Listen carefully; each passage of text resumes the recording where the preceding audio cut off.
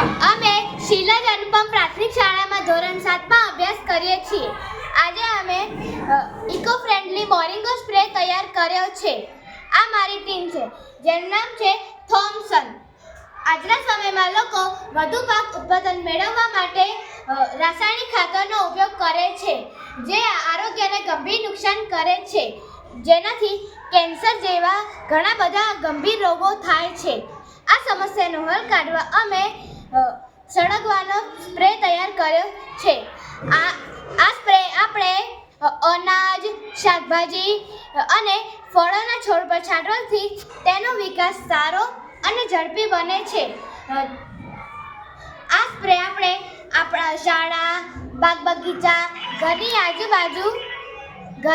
આજુબાજુના છોડ ઉગાડવા માટે તેનો ઉપયોગ કરી શકીએ છીએ.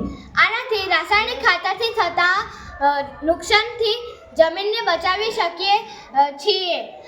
આ અનાજ, ફળો, શાકભાજી અને અનાજ આપણે ખોરાકમાં ઉપયોગમાં લઈએ તો આપણે કેન્સર જેવા ગંભીર રોગોથી બચી શકીએ છીએ. અસ્તુ.